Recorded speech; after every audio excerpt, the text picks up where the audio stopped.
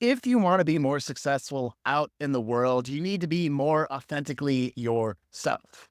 The more that you can act within your values, within your beliefs, within the goals you have for yourself, for your family, for society and the world at large, the more you act on the ideas that you have for yourself and act with your full hearts, the more you're able to connect with people and provide your unique value, your unique voice in leaving the world a better place. In today's episode of the Meaningful Revolution podcast, our guest is Niiamah Ashong, founder of the Outliers Edge. Now, Niiamah has been helping people for 10 years help find what makes them unique and to lead as their authentic selves. Our conversation covers what is the Outliers Edge, what goes wrong when people chase their authentic selves, so it's not all rosy, how to claim your authenticity and being 100% you, the hidden costs of sharing your authentic self out in the world and the hidden costs when you don't. Finally, the value of integrating all areas of your life to create meaningful work and build genuine connections. This is the Meaningful Revolution podcast. I'm your host, Shawn Buttner, and we're here to help creators focus on the performance and personal development side of being a creator. With that, let's jump into figuring out what the Outliers Edge is. Can you tell me how you define the Outliers Edge? I love that. I love that. Outliers Edge is two things. One of it's a business, and the other one is that it's a podcast, a podcast network, right? But ultimately, what did I do? Focuses on how do we take people who are naturally gifted and doing something different from others and help them continue to lean into the edge of their greatness, like the edge of what is new for them. So, and then the edge of who they are, what gives them an edge, that competitive advantage, Everything I do in Outliers Edge is real movement for me. It's a movement for me. And so I have this podcast, but I also do coaching, transformations, all related to say we keep helping this group of people keep up leveling and to see things from new perspectives. Right on. So you say it's movement. Most movements stand for things and stand against other things. Could you share what the Outliers Edge movement is about? Yeah, well, I'll tell you what it means for me. And someone told me, they said, I was struggling to make this into a movement. Like I said, look, if you want to make this into a movement, you have to move people, right? And then, so I'll share with you the thing that moves me the most. And it's purest element, like the fact that people who are incredible, have a lot of gifts to offer, they feel different, they feel isolated, they feel alienated, and they feel like they have to be or look or a certain way that doesn't align with them in order to be accepted. Really. On the top level, it's about business. Underneath it all, it's about belonging. This is the movement about belonging. How can we continue to get these creators, leaders, and entrepreneurs to expand how we approach life in a way that is still financially successful, emotionally successful, like all the different effortnesses of success for them, and do it in a way that has them being all of who they are throughout. I look for the things that make you different. Most people on this planet are saying the way we come together is to find out what we have in common. But I believe that the real way that we can really bring ourselves together is through celebrating and valuing what makes us different. That's like the underlying thing. If we do that, then everyone belongs. It's like, oh, what do you do differently than me, Shawn? Awesome. Now we can create something that couldn't have been made beforehand because we didn't have each other's unique skills and unique experiences to contribute towards it. That's the way I look at this movement. That's what drives me. I really appreciate you bringing me back into my whole body and my whole posture has changed. I just thank you. I'm so glad that you talked about that idea of being different, but like that's where you find belonging because you're an outlier, not part of the norm. There's some tension there. So that was you're on top of the question before you even asked it. Yeah, I think about this, like outliers are a made up term. It's not a real thing, right? I like to say that because people are like, what is it? I'm like, what I find is people self-select. And the elements here is just like, what's been shown up. It's not like you're trying to be different. You're just like with everyone else. But there's something that happened in your life. There's a way that you look at life. There's went abroad for 5 years. Then you came back and that influenced how you see things. And that influenced the next steps that you took. And so like everyone who stayed on the path that laid out for you, they're all doing the next things related to that. But what happens when you're the person who's, I no longer identify with this? I've had different types of experience. And how do you keep moving? How do you keep growing? And that's the difference that I love to like keep elevating up. Right. Dovetails right into my next question Awesome. perfectly, which is, in your life, as you have accumulated experiences and discovered what makes you unique, could you tell a story about how you've adopted that new identity? You know, 'cause I've seen in my coaching practice, you go abroad for 5 years, that informs how you are. You come back, and your friends that you grew up with from high school think you're still the kid from high school, not this person who has this whole new point of view and sense of life, maybe. Yeah. Yeah. I think I need to speak to this one directly. It's gonna be a little different than what I thought, but as soon as you said it, I'm like, I have to go here. So the living abroad part, like that did happen for us. I was living in New York City. I loved it. Spent a decade out there. And my wife and I, Singapore, we spent 4 years out there. Great times overall. Mm, The thing that you're talking about is when I actually went from, you're talking to me right now as Niiamah Ashong, but I went for almost 20 years, 2 decades as a nickname of Noah Shawn. And my identity, who I saw myself as, was Nemo. Had my own website, my personal brand. On my resume, if I meet people, it was, I'm like, yeah, I was Nemo. I wasn't like, quiet about it. I had an experience where I was not looking for this change to happen, but I was spending my time to know myself more, putting myself in rooms with powerful coaches and mastermind. I was sitting around in a circle, and someone had said to me, um, how do you use the name Nemo when you have this powerful name of Niiamah? Nemo means no one in Latin. And I remember hearing it and thinking to myself, yeah, I hear you, but it's I am Nemo. And right afterwards, someone else said something, and I had been upset inside of that group. And that was a space where, as a black man, I didn't know how, I was like starting to learn, like, oh, can I be angry? Can I like, this is a group that I think can handle this, right? So I was trying to express myself and see what is it like to be out in the world with a group of people who can handle all of me, not just the like jolly parts of me, right? And I expressed frustration. I said, like, I don't understand why you can't understand me. You know, there's some new ways. I mean, there's witches. There's all these things in this room, and I'm the one who's not understood. And someone leaned in, and I'll never forget. I can see him right now in mine as it's happening. He looked at me. He said, Nemo, can I say something? Basically boiled down to the reason that that we can't understand you is because you're going out of your way to speak, to be flowery, to be smooth, and to be all around white. You're not just saying what you need to say. You are a big, black, bold, beautiful man. And it is not your job to make other people feel safe. I don't know what happened, Shawn, but in that experience, like that something transformed inside of me. I actually imagine like this, like chasm, like this interdimensional portal that went to some red world. I can see it like in there. And in portal, Niiamah stepped out again. And what ended up happening, I didn't talk for, it felt like an hour. It might have only been 5 minutes, but like I'm over here writing in my notebook and I'm just like, I am Niiamah Ashong. I am Niiamah Ashong, because it occurred to me how much in my life I had tailored to make other people feel safe. From my smile to the way that I explain things to even the name that I was going by. And so I had gone for 2 years, not 2 years, sorry, 2 decades, 20 years. Wow. And I remember leaving that space and just letting people know like Nemo is complete. He has done the work that was here to do. From now on, I am Niiamah. I called my parents up. I said, Dad, you're probably going to love this, but I'm not going by the name you actually gave me, you know? He was thrilled. He was thrilled, but it also opened up one of the most meaningful conversations I've had with my mom in a long time. I mean, like that is one of the single most meaningful shifts that's taken place. And you asked me a question about how people receive it, or how would you like me to still answer that question right now or through the story? No, Okay. this is Okay. amazing. Then it became, what happens now?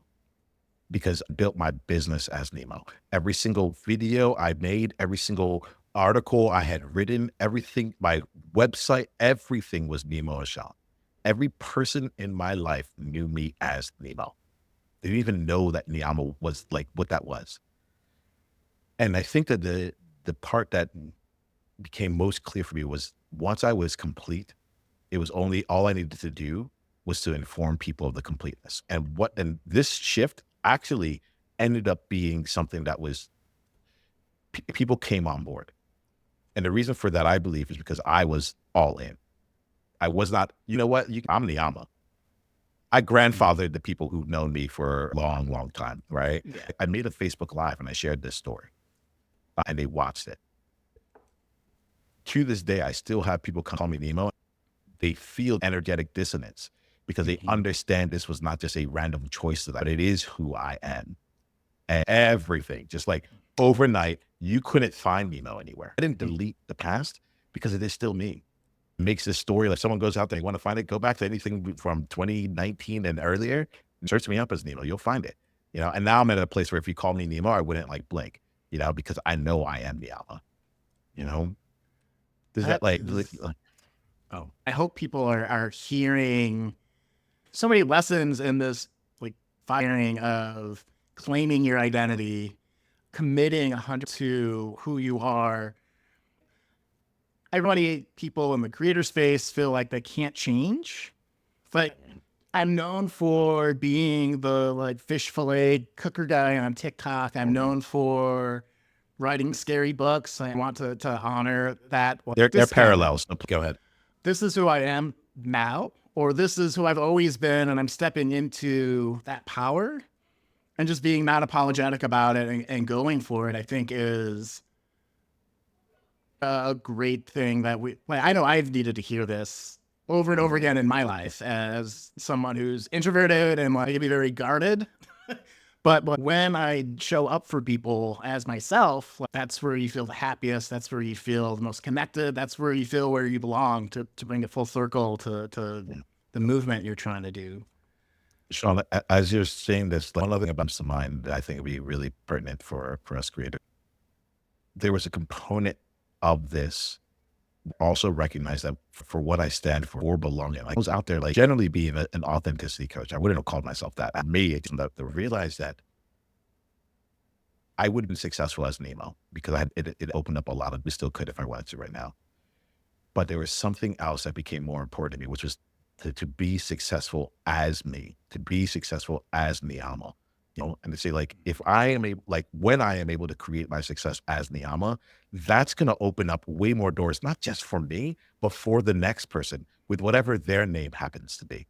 And so as I hear you talk about like creators who are like, hey, look, I've gotten known for something.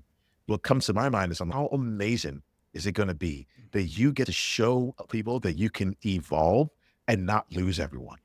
Like that lesson is something like you can say it, but it's another thing when you get a chance to see someone experience it. And so like, I think that we as creators, we have this opportunity to help our audiences and those that follow us to go on a journey and to grow with us. I think about that and I'm excited. There's something in it that it just carries more weight as you continue to grow, to allow others to see that growth and it opens up doors for them. And I invite any creators, listeners to lean in and let us know who you are now so we can also recognize who we are now. I love that statement. And to piggyback on that, we are multifaceted humans and we were not meant to be one thing at one point in time. We are, we're the sum of all of our experiences and all the things we are going to do and all the things we have done. And Meaningful Revolution is all about showing your humanity, because you talk about things that you're passionate about and the things that you want to go out in the world and leave in a better place. And it takes all of you. It takes the father, the husband, the wife, the creator of whatever the things you've done before and the things that you want to do out there. It's just so cool. It's sad to say something about it. No, I appreciate it. I love how you brought in all these things, because it's like when you brought up all those different types of roles or different ways that we can look at ourselves, like all I took was like, oh yeah, like I'm creator and everything. Yes, there's times when I make videos. Yes, there's times I'll be on podcasts. Yes, there's times that I'm working with my clients here. But like, this is gonna like I'm just go with it here. But like the way I brush my teeth creates something. You know, the way I hold a door open creates something. And there's something really powerful in what you're saying around like to me, it's that level of integrity and being able to show up fully. Like you get it. So I'll be like, own your outlier. Like, I think this is what people would want from me, as opposed to being like, this is what I bring to the table. Not table. Or let me just keep getting so great at my craft and do my part to make sure that people get a chance to see it so that those that do love what I'm doing are able to filter themselves into my world. My job is to create and to create publicly, to put it out in the world for people to have responses to, you know, like there's different ways to look at it. But I think underneath it all is like, how can you show up as you and own your outlier? There's another great artist who does that. There's another awesome YouTube channel that does this, you know, and if you only wanted this one thing, you can go watch them. But now I'm doing this. What are your thoughts with that, Shawn? You really experienced this stuff, so I'm really curious about how it transpires what you see recently. Yeah, I think I was kind of caught in another thought, just to be completely honest, trying to keep the conversation going. Just trying to switch gears, and now my mind's going blank. Yeah, 100. let's go with it. Yeah. Okay. Oh, this is so much fun though too. I was trying to keep in my mind as we do this changing, as we shift, as we find things that are meaningful in our lives, as we become the outliers that we're meant to be. What goes wrong? Like, what are common things have you seen working with outliers where like the common obstacles, the things where you're like, oh my gosh, what am I doing? What kind of comes up there is one of the angles I wanted to explore. Yeah, you can explore that right now. Yeah. Yeah. All right. So if you're listening to this just on audio, you couldn't see me just like full on cracking up when you ask what goes wrong. There's something I want to make sure I say right off the bat. I think the overarching element is like being authentic to yourself is some of the hardest work out there to do. You know, I think like it's not sunshines and rainbows. Like I often ask my clients, like, what's the cost to be you? What's the cost? Now, there is an investment. It's probably better to say, what's the investment that you have to make for it? I think cost is just a clear way of thinking about it. But there's a price tag to be you. You know, the fun part is when you get on the other side, there's a whole lot of reward as well. A whole lot of reward.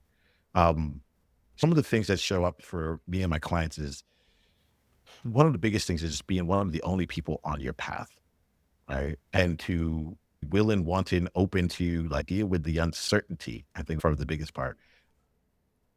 Walking down the path other people aren't going down, and not being able to look left or right and say like, is this right? You know, am I inspired or am I a little cray? You know, or am I too much cray? You know, like you lose the certainty. You lose the like, if I just follow these steps, I will be successful. And then you just find yourself saying, now I have to create my own success. And I might be the one that other people look to and say, you can do it this. But for right now, like there's no one else who can do it. This thing. We talk about, I remember saying this is back when I was in Singapore. I remember saying something along the lines of like, if I came up to you, Shawn, and I said, Shawn, you're awesome. You're just like every other person I know. You know, like for some reason, like that doesn't really like, hey, if I'm like, Shawn, I really have to say like, there's no one else on this planet that does things the way you do. Like, I just want to say like, you are one, like you're singularly amazing, right? That has a different feel to it. It feels nice, but on the other side of it is this, like there's like 8 billion people on the planet, something like that. What is it like to be 1 in 8 billion? Right? To put that in, to really see like, wait, we as humans are not designed to be alone. We're not designed like the people who were designed got eaten, you know, earlier in the math, right? Yeah. So like, so there's a cost to this. And for me, that cost like song keeps coming up, my number one fear. And it feels like every time I want to step up to my next level of creativity, of bringing something new to the table, that much further down my own path, I have to face some variation of it. And for me, that cost like feels like every time I want to step up to my next level of creativity, of bringing something new to the table, that much further down my own path, I have to face some variation of it. I don't see anyone else doing podcast panels. I don't see anyone else doing this. I don't see like, and it's like, should I? Am I just wrong in this? Or like, but I know it works for me. And like, there's that component that shows up over and over again. Did I answer your question like adequately? Let me make sure first. Yeah. Oh yeah. No, this is amazing. And I think, I talk about in the Meaningful Revolution, you're talking about hidden costs, right? There's a hidden cost to, paying the investment to be authentically you, right? There's a hidden cost of continuing on and suppressing that. A lot of people forget and factor into their day-to-day. Like, I do this thing, I'm a salesperson, and I have to lie to people and to get money. That's maybe a classic icky feel that people get, and that's not what sales really is if you're doing it right, in my opinion. And that's a whole other podcast. Yeah. Like, you shouldn't have to lie there, but like, yeah, I feel you. Keep calling them. But if you are in violation of your values in your work, or there's a cost to suppressing that this is wrong, this is not me, this is not how we should be doing things. And so, and I love that you're highlighting that. I loved also, the idea of belonging. Of how do you know if you're with the right people? To me, and I'd love your opinion on this, it feels like curiosity. There you are. I see you. I know you've done a lot of amazing things in your life. Tell me more about that, and that's why I love doing this podcast. And again, grateful for you for being here. But I can speak to that. You said curiosity. What got me was actually courage, because the element here of like being truly seen, belonging, right?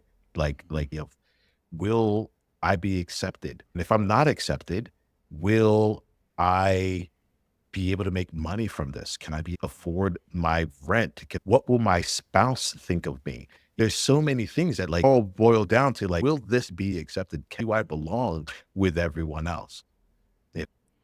To me, the underlying part comes down to courage. The courage to say, as a creator, I'm not just looking for what the algorithm wants. Instead, I'm going to create what I'm going to create, but I'm going to find out what is actually meaningful for people, what is actually valuable for people. And I'm going to create the most valuable thing I can, because value will be shared. I'm going to surpass the algorithm because like people find it valuable. And I think it takes courage to go and do that. Like, because I enter into conversations with my clients where they're like, I just can't figure out the algorithm. Underneath, I watch their stuff. I'm like, this ain't that great. Like, I don't know what like you're looking for the algorithm to push forward, but it's like this, you yourself haven't entered this space yet. It's just going to read this anywhere. I've seen this, all these other places. What is it that is you? Not only have to be different, because if you are you, guess what? It just lines up. Like, that's the easiest way to be different. Is just to be you. What do you think? What do you think there, Shawn? I'm like, I think you're spot on that. If you are showing up as your true self, right? The work that you're doing, like, so we're talking about authenticity, right? When you're being your authentic self out on the world, creating your authentic things, the work you have to do to get there is you have to understand your values. You have to understand who you are as a person. You have to understand and have some type of vision for yourself, I think. And all of those factors, that work that you do to discover that, is going to make you unique, right? And so if you're unique and you're creating, I'd like to hear your reaction to this, but while you're doing, you're failing a lot, right? Worried about being our authentic self and failing, that can cause a lot of different kinds of things where you're going to like, oh, everyone who does this kind of weird TikTok dance or wheels dance gets a bunch of views. I should talk about international finance while I'm dancing because that goes together, and we should really, and you lose the message, you lose the movement in that. And I mean, maybe you're great at international finance and that's what you really want to be doing. And then you found it too. So there's no right or wrong answer, but you have to put yourself out there. You have to fail as your authentic self, being vulnerable. And that could be the scariest thing. Like, I mean, yeah, stop people in their tracks. I think about all these trends that get picked up and I'm like, well, someone had to do it. Like, it's not like, TikTok doesn't exist as its own entity saying, hey, by the way, if you dance, I'm going to reward you. Yeah. Someone did it. Someone went first. Someone owned what worked for them. And then other people said, oh, this works. And I will go and do it too. Right.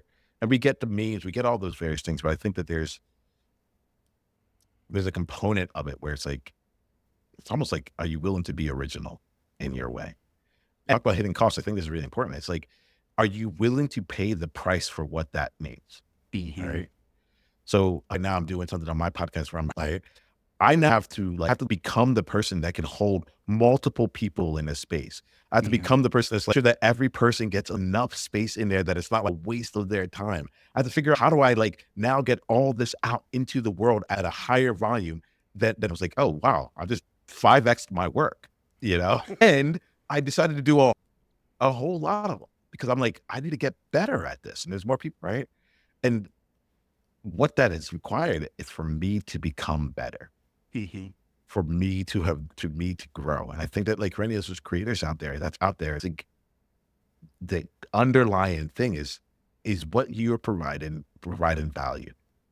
And if you focus on what provides value, that value gets amplified through whatever it is, right? And if dancing provides value because it's it's entertaining the people and people like to then fine. Know that that's the value you're adding. But if there's other ways that you can add value, you might have to learn the work of how do I make this how do I bring people in that first two there may be more work involved, but the rewards are also really high. Yeah. Perfectly said. It's a problem with me, Shawn, because I'm at on one side, I speak to things that people are like, yeah, rah, this is awesome. Be you, got it. You can create it your own way. And then underneath it, I'm like, and by the way, it's going to be worth it, but it's some work, And it's not easy work. It's hard work. We can have fun in it. It could be joyful work, but it is still hard. I finally got to the point of being Niiamah, what I was trying to figure out who I was while leading, such that I could put myself in a position that this kind of transformation could take place, Yeah. And okay, I think I found the metaphor part of the show. We're always building the plane while it's flying. And sometimes you're not going to find the right path. You're not going to be on the right flight path until you get all the parts figured out and you've maybe been beaten up a little bit by the weather and whatnot. But when you get to that moment, it's a beautiful thing that makes everything worth it. It probably makes things more meaningful. I'm sure the Nemo version of yourself is more valuable to you looking back now as I learned those lessons or, the things that you've pulled from that into this new vessel. You're going where you're going. Really cool moment. See, real quick, this metaphor thing. Yeah. Right. I've never heard anyone else do it. You just come up with that? You make that up? Hey, I want to do this metaphor. Yeah. 3 episodes ago, I was like, how do I make this podcast more me? Was the question I was trying to answer, which is apropos for what you do a lot of things in metaphor then? No, it's something I want to work on. I've always done it unintentionally. And sometimes it seems to go oh, he's really smart. And sometimes it's that guy is crazy. It's just I totally buff that. And that's totally cool. Yeah. Well, thank you for bringing it in because makes this part of the conversation real. Right. No one else said if you do a metaphor part of your on it, it's just going to take off. I remember when I got into podcasting 10 years ago, I was following John Lee Dumas of Entrepreneurs on Fire. Love the guy. Did some of his programs, cool. Really cool. Right. Then I went out and I looked up and, he was with other people too, but you would see something else on fire, attorneys on fire, a whole on fire rave. And then you would listen to the podcast and look, I myself did this. So I had but we're all asking the same 5 questions. Tell us about your failure. Tell us about like, Mhm. tell us a story about this, right? And the element of it was like, he found it. He found what worked for him for what he's like, if I'm going to have a 7-day-a-week podcast, I can't just be coming up with random questions each time. So here goes what I'm going to do, so on and so forth. And he made it into something that then other people then came out and took. And so I get excited when you bring in this metaphor thing, because you're in that space of like, how does this work? I came up like, 3 episodes ago with this. And like, Yeah. some of these things are going to bomb, aren't they? Like, I'm gonna come up with a metaphor in real time. It's gonna be in the episode, and people are gonna hear me be like, maybe, you know, but then it's gonna get really good, Yeah. and people are gonna come here onto the Meet the Revolution podcast, waiting for you to give them what their metaphor is. Yep. And if someone's in the future is gonna say, "Oh, I think I should just do metaphors. Because metaphor is what's hot right now." It's like, no, you system, you made this into something, became something real. And so I just wanted to timestamp it right now. Like, this is it in real time. And I just thank you for being a creator and living what you stand for. Thank you. And I appreciate it. Tell the years of podcasting experience coming shining through right now. It's been a true pleasure having you on. I felt like I always ask this question too, like, what did you love about our conversation? I'll tell you, your energy. I loved how authentic and how Niiamah you were, how you were. I felt you really brought in. I do really appreciate all the work you're doing and the insights you brought today, the energy and everything. So thank you. Thank you, Shawn. Thank you for listening. Go out and create. I see y'all. Right on. Oh, real quick, where can the folks follow up with you? Absolutely. So you can find me anywhere. Look up Niiamah Ashong. That's Niamah. Right. I'll find me I'm out in the world. I've been out for a while. You'll find them.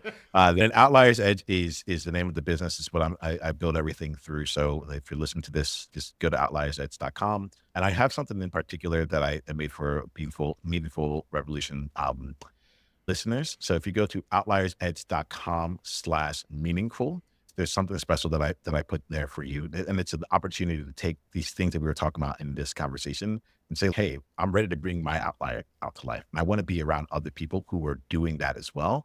You can just go to outliersedge.com/meaningful and give to your listeners as a thank you for bringing me into your world.